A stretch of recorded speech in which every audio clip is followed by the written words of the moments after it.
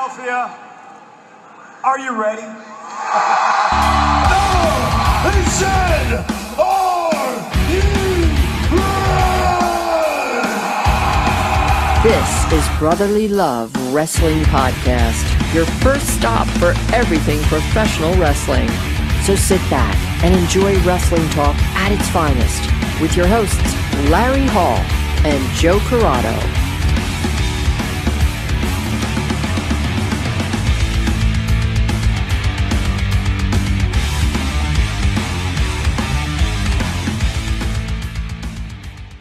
Welcome, everybody, to Brotherly Love Wrestling. And our guest today is a WWE inaugural Cruiserweight champion, a two-time X Division Impact champion. And even though he called our city a shithole, we still have him on the show. We have TJ Perkins with us today. TJ, welcome to the show. Thanks for having me on. Philly's a very classic wrestling town, you know. That's right. Not too many towns you can say that about and have them respond in a lively, atmospheric sort of way. But yeah. Philly's buttons are easily pushed. Mm-hmm. Yep. Yeah, I kind of feel like that's like when you go to those like a hotel in the or like an airport and the elevator button is just sunken in all the way from it's just permanently pushed in. That might be the rhythm of Philly passion. They're just ready to throw down at any moment. Are you saying we're always wound up? You guys are always ready to go. I can't fault you for how not defensive isn't the right thing because that's negative. Like you guys have so much pride. There's not a lot of cities have that type of pride, you know. And I think that's really what it comes down to as far as that goes. But yeah, you guys are always ready to throw. I like it. It's funny because what used to be like one of the meccas of independent wrestling, it kind of fell off over the years. And it's not what it used to be because we were spoiled back in the day and then kind of almost lost everything, every home the independent promotion we've ever had. And we kind of like fell off as like the best and rowdy fans. Well, you know, a unique byproduct of the coming out of the pandemic now is that because Philly is able to, you know, open up and house shows in that way, like the arena is becoming like super popular now as a venue, like more so than it has been, I think, in recent years, or at least it gets a little bit more magnification because a lot of shows can't find venues. So now so many do the arena and now it's got this resurgence of being this classical wrestling town again. So, you know, I think maybe the magic will be restored as we start coming out of the pandemic. So, I mean, that's great news for us because, I mean, that is it's history. It's Philadelphia history. Now, MLW and ROH recently have just both run shows there. And from what I understand, I mean, we were at the ROH shows. We missed the MLW show, but we heard that the crowd was fire and it was what it was supposed to be.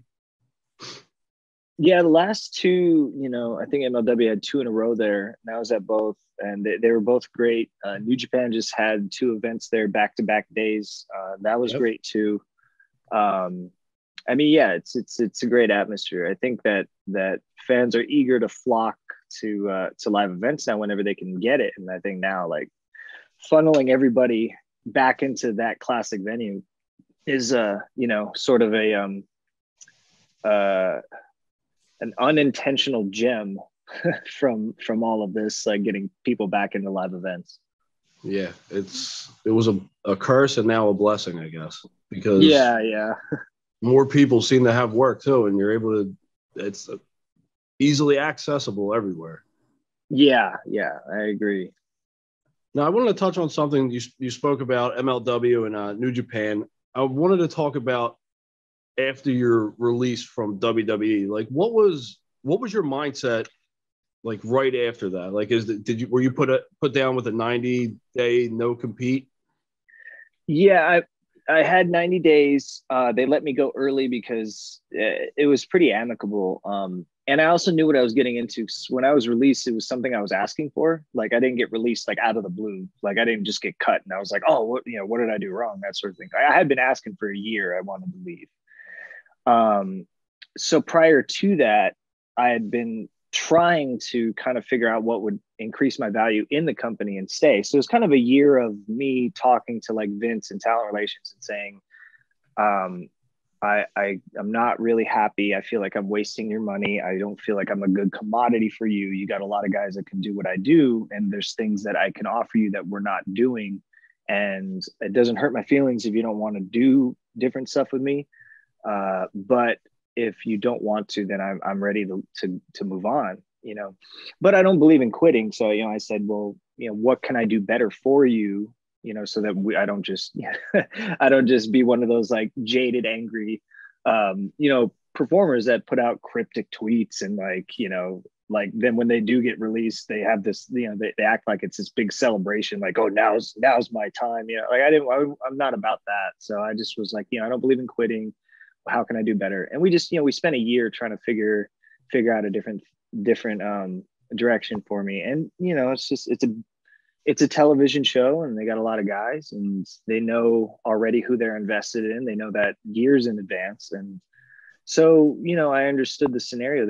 There wasn't really much shuffling they could do. So I was prepared when they were like, okay, well, we're going to let you go and spread your wings. I kind of knew, okay, yeah, I got 90 days. I knew where I wanted to go already. Like, New Japan, we were ready to get started. We just didn't know what the timeline would be. Yeah, I mean, that's what it was. I was kind of knew in advance where everything was going to go. Now, did you think after they have the Cruiserweight Classic and they really look like they're going to start investing in the Cruiserweights, now, did you think that was going to be something that they were going to push forward with, or did they kind of go back and forth with it a lot? I don't know if the other guys knew about like whatever the plans were, but if it was anything like me, and I'm probably a bad barometer for that because I'm not like a neurotic performer, like where I'm like super wound up in creative stuff. Like I don't always ask what I'm doing. I don't really care what I'm doing, to be honest. I don't care if I win or lose or whatever the story is. I've always been like loyal soldier type, like whatever you need me to do, I'll make it work. So usually I don't know plans in advance, but I found out, I didn't find out that there was even a Cruiserweight title. It literally until Triple H pulled it out of the bag in front of me in the ring. So I found out when everybody else did. Just like, I didn't know he was coming to the ring. I just thought I was going to wrestle Grand Metalik and that was it. And so when his music hit, everybody's reaction was my reaction. Like, oh, here we go. I don't know what this is. And same thing with like the television show and everything. Like I didn't, until they told us that, I think it was that night, like after the event was already over, they said, by the way, we're going to create this show and, have different colors for the arena for you and everything. So I don't know if the other guys knew in advance, but I only knew as of then, and I didn't know what to think. I mean, I just kind of went into it with a blank slate. I wasn't planning on staying in WWE or anything. I wasn't under contract when I won. I didn't sign a contract until after the first pay-per-view, whatever it was, the Clash of the Champions, I think, was with Spanky. I wasn't under contract until like that show. So like, I didn't know if I was going to stay and I didn't know what the plans were. So I don't think a lot of guys had an outlook like this is going to be a big thing or a small thing. I think people just kind of took it one day at a time. Well, I mean, the best thing about it was, and even after, as soon as you stopped working for them, like you said, you wanted to go to New Japan, and you touched on it at the beginning, is New Japan was just in Philly, and that's where the shithole comment came from that show. We do have a question from one of the fans that was there, friend of the show. His name's Scott. Yeah. And he said that the first night it was pure heat. The crowd hated you guys. Job well done. But then the second night, there was groups that were supporting going against groups that were booing. And what was it like to have those two completely different atmospheres where one night you have everyone hating you and then the next night, now all of a sudden this group wants to, be against everyone else? just to support you guys. You guys, meaning me and Will? Yes. Yeah. It's funny, like, so New Japan had done a Northeast loop right before the pandemic. So, a year and a half ago, whenever it was, 2 years ago, we did Lowell, Massachusetts, the Manhattan Center, and then we did the arena on the last day. And at that time, I was just, a pure baby face for New Japan, just got out of WWE, did the Super J Cup. So it's just me as me. And God, I mean, I might as well have been a walking fireball in New York and Philly. I mean, Boston was okay, but New York and Philly, wow, they really let me have it. And for me as a performer, that's fine. We don't live in a time in work, most of us, where you're locked into certain roles. Like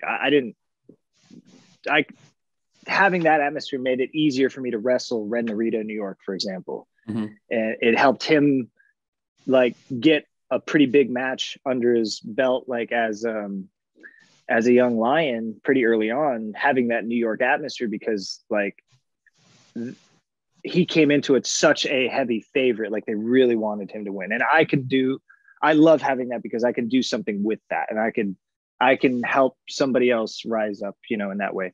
And Philly, I guess the reason why I'm mentioning this, Philly was, man, that was a really, really, really hard crowd on me. And we laughed because now fast forward a couple years later, and in Dallas, not too long ago, me and Will joined together. And then in Philly, we continued. And in the two cities, otherwise would have been like buried pretty heavily, that it was now 50-50. And it was funny because like with the office and everybody, they're like, wow, it's like when we really need you to get to be booed heavily, now half the people want to support you and buy your t-shirts. And I said, why? It was unique. I was hoping night one I was hoping the way it was on night one would be both nights, but fans they're smart, and I feel like people should give fans more credit, especially performers. And I think they perhaps understood the monster they think I am. So, by night two, 48 hours of seeing me, they start to strip away the meaningless details. And they're like, well, there's reasons why we have always wanted to support them. So they kind of let their guard down a little bit, but I would have had more fun if they were more rowdy like they were on night one, but that's okay. I mean, it's good either way. Now, is that something that you prefer, is to be hated by the fans? I don't know that I have a preference, but as a performer who's like, my natural role and position as a performer is like a leader in the ring. And that's not because of being good or bad or anything like that. I think if people misunderstand that when they say like, if you're like a ring general or if you're like the quarterback, so to speak, in a match, I think a lot of fans maybe like read that weirdly. Like they think like only the best people will do that. And that's not necessarily the case. Like you have a football team, for example, the quarterback isn't necessarily better than the Hall of Fame wide receiver, but somebody needs to throw the ball, mm-hmm. and that just happens to be what that guy's good at, is playing quarterback. Doesn't mean that he's a better player. And maybe, I don't know, maybe I am a better performer or worse performer. I never think in those terms, but naturally in that role, it's just easier to be hated, I guess, because I could do more with that. When you're loved, it's a little bit harder to do stuff with it. I don't mind selling shirts, but but I can help myself and more people, other performers, when it's like a lot of tension. All right, I wanted to jump over to when you were in Impact, when you had the X Division title. That was during the pandemic for the most part, correct? Yes, yeah. Now, how was it drawing off of nothing? Like no so noise. For me, that's pretty unnatural because I was brought up very like old schoolish. I came up, well, I mean, I'm old. I started in 1998, so I'm a 90s wrestler, and I was brought up to kind of make your decisions in the ring. I don't really game plan a whole lot before I get in there. I read the crowd, and that's to answer your previous question. That's another reason why, being a leader in the ring and operating that way, it's kind of like being a quarterback running the no huddle offense. Like you read the defense, you call the play, march down the field, you do it again, and you're just constantly like making reads and doing it. It's not like a set script. So like that's how I am as a performer. And so to not have an audience to read in the building is unnatural for me. So that was one of the few times where I kind of operated a little bit more on like making a game plan and sticking to it, and then just kind of guessing what a home audience would feel as far as tempo and timing and stuff like that. But I mean, it was fine. I can do it. I could play the game any way the guys want. So if the other guys felt more comfortable doing it that way, then I was fine with it.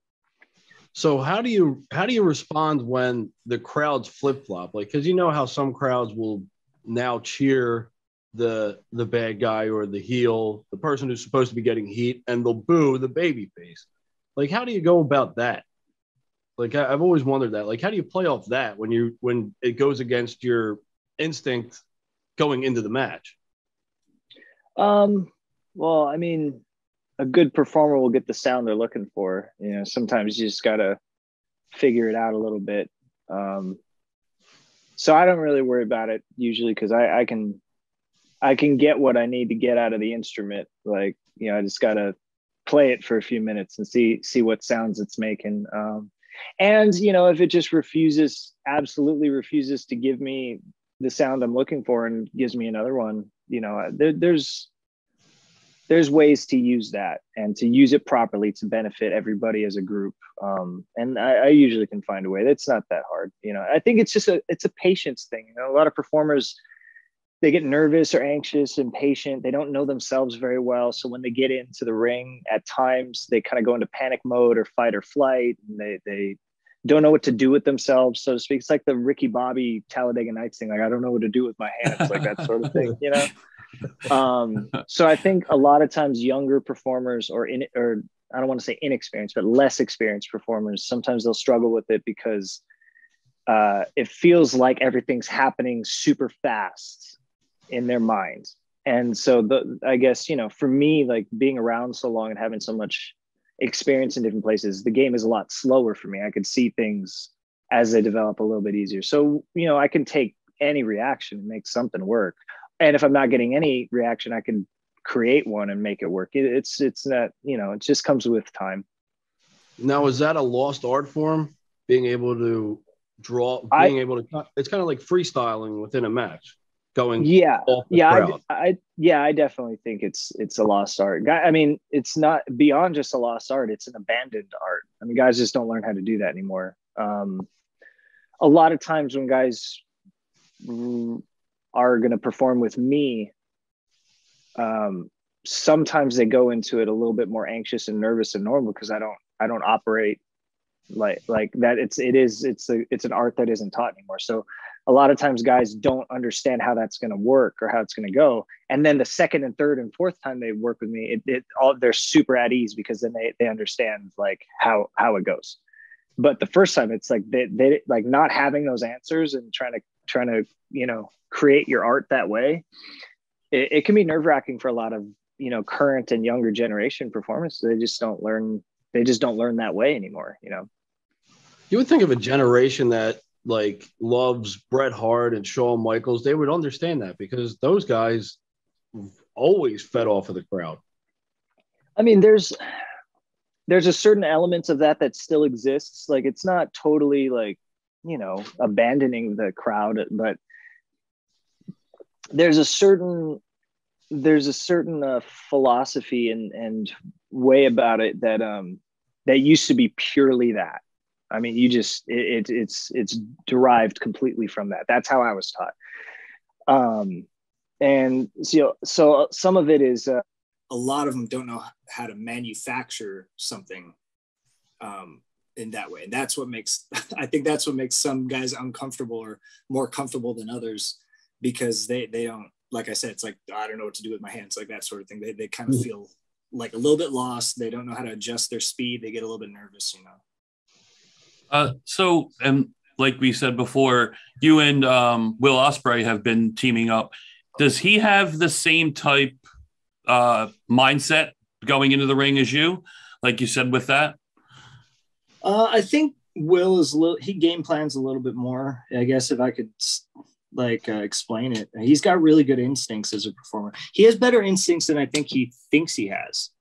It's, you know, when from my experiences with him sharing the ring, and then, you know, being both together and against him, like his perception is he's smarter than he thinks he is.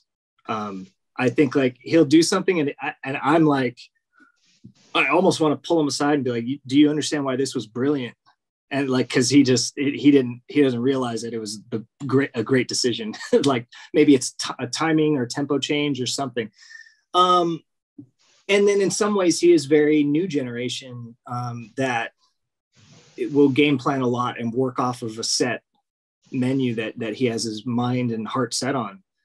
But he has such incredible physical gifts that he has such a high ratio of success, like that, like he very rarely has to alter anything if he in performing in that way. So most guys are not talented enough to be able to do that. And I think that's what makes him such a rare talent, in my opinion. Do you think a lot of that has to go towards his time in Japan, where you're not really getting like a big loud reaction all the time? It's more of like a low clap. Like it's a lot more respectful over in Japan, those audiences. Now, is he just more instinctual because of that, you think? I think his instincts come about, I mean, definitely from being in New Japan, but like maybe not necessarily because of the audiences, more so because of like New Japan is a stature of company that, like, naturally becoming as a young performer, there's going to be guys that have been so seasoned and been around for a long time. So I think some of it is him subconsciously learning off of the tempo of others and then starting to like absorb those same decision making, and sometimes maybe he doesn't even realize how smart he is, you know. I think it's more to do with experience more than anything. You know, New Japan is one of, you know, very, very, very few places that you can go to and you'll get a crash course on being able to do all these things really fast in a place like that. Well, and TJ, I do want to get your thoughts on what probably is the most popular thing in the last couple of days in professional wrestling is the news about Ring of Honor. You spent some time in Ring of Honor, and they're releasing all the contracts as of January 1st. What are your thoughts on the company and and what they're going through right now? I mean, it's tough. I was just telling, you know, my better half, Aria Blake, she comes from the business. You know, we were doting on our new son today because he's only 2 months old and he had a doctor's appointment. And we were talking about the Ring of Honor thing and just like the consensus is always, you know, first and foremost, you hate to see people lose their job, you know. Mm-hmm. And I almost don't want to say lose their job, because that's as if to say like, it suggests that like people would be like destitute otherwise. I mean, these people didn't necessarily lose their jobs. They're all going to continue performing. Some will thrive, maybe more so than they were. But it's just to have such a jarring change in direction, you know, that's tough. I mean, like with WWE and myself, like I knew it was coming because I was sort of asking for it and forming it myself. And still that change in direction was jarring for me and I was prepared for it. So to be unprepared for it is, you know, first and foremost, you think of that. And, you know, Ring of Honor, another thing that I'd mentioned to her earlier is like, I feel like you always see Ring of Honor as one of those places that you always saw it continue to survive and grow. And it's one of those places you always think its best days are still ahead of them.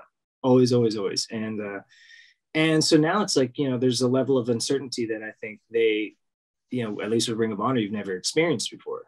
I've kind of gone through that with Impact. They had their ups and downs, and like they've had these radical changes in both directions. I mean, I've been there when they went from, it's like not, I don't want to say like a local company, but like a smaller company to all of a sudden it was, Spike TV and network TV every week and this big thing. And then I was there, at a time when it went from that to like doing live TV and like arenas every week, like AEW was from 2000, what, I don't know, 12 to 2015. It was basically what AEW is now. Like they were doing live TVs in arenas, like 10,000 seat arenas, 5,000 seat arenas. And they were making trying to make big waves. And then, to see them kind of go through this whole restart. And now the recent years, they've been growing again.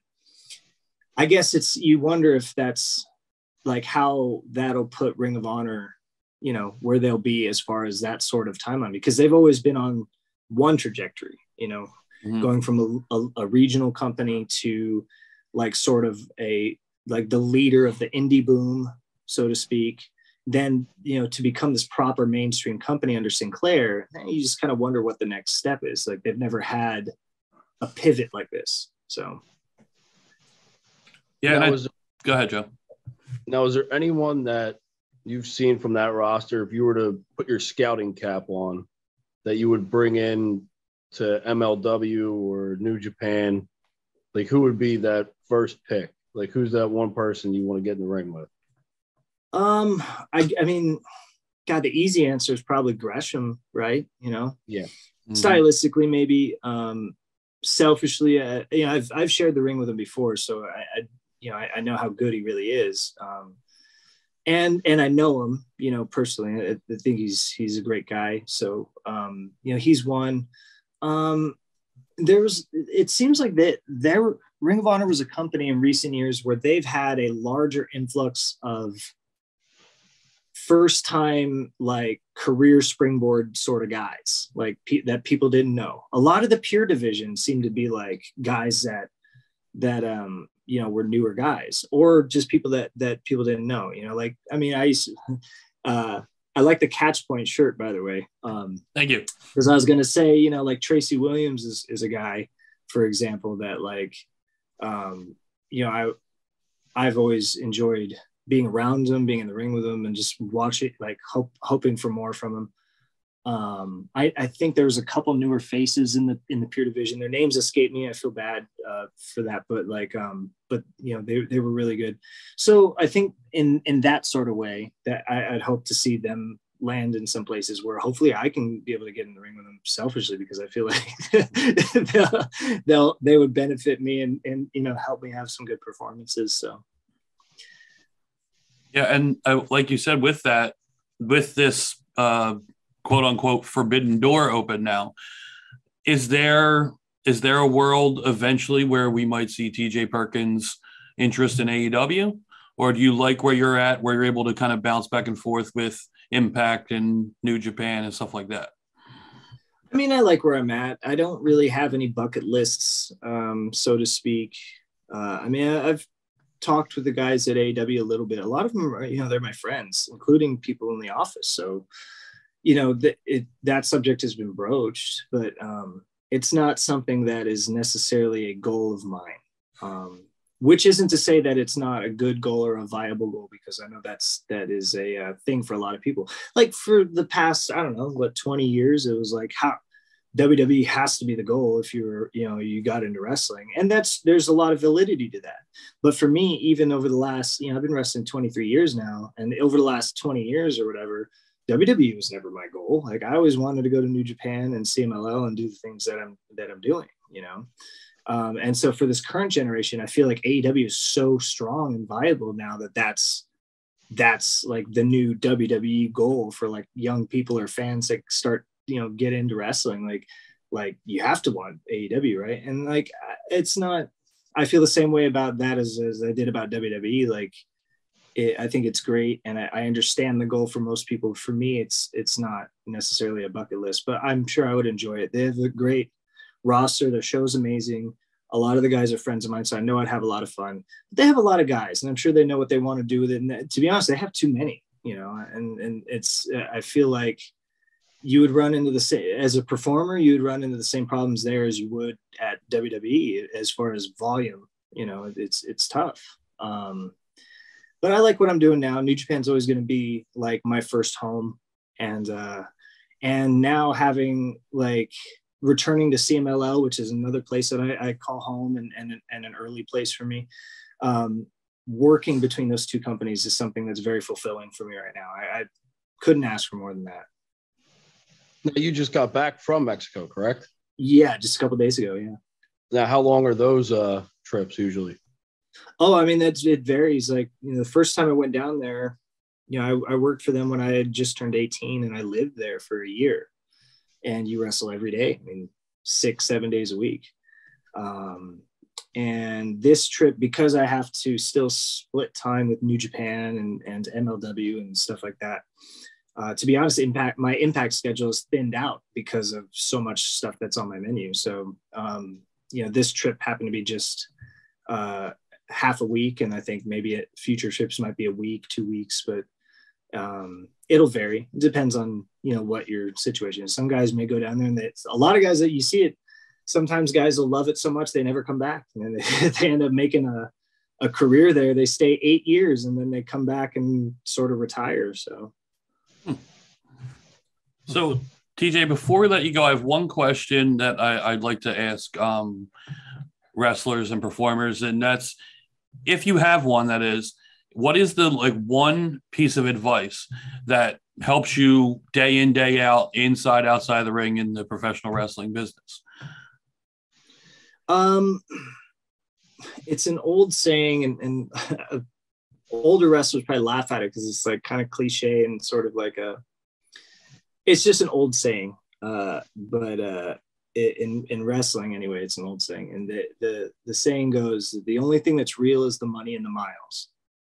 And I just think there's no greater one sentence, like sort of like proverb, I guess, you know, that sums up. It's such an important life lesson, not just for wrestling, you know, like at the end of the day, like you're taking care of your family, and the cost of which is what you're weighing it against. And by that, you know, that would be like, you know, where you would say the miles, like the miles you put on your body, the miles you put on your family's emotional, you know, and well-being and all that, like is whatever you're doing worth the benefit. And so, you know, it keeps you grounded, you know, like a lot of people, not just in wrestling, but in real life, they get wrapped up in things that just simply don't matter. You know, they're glued to their Facebooks or TikToks or social medias and just things, and they're worried about things that are superficial and just don't matter. At the end of the day, you got to wake up and go to bed in the same household, and you're taking care of your loved ones and spending your life that way. And you only got one life, and it's not that long, you know, like worry about what you can make and save and contribute to them and how you take care of them, and try not to put too many miles on yourself and them in the process. You know, I think that's great advice for a wrestler, and I think that's great life advice. Wow, we went deep to end the show. I like it. So, TJ, thanks so much for taking the time, being on with us, talking with us. It was great talking to you. And we can't wait to see you on our TVs and all the promotions that we'll be seeing you at soon. Well, thank you very much for having me, guys. It's been a pleasure, and I'd love to do it anytime. All right. Thanks so much. Thank you.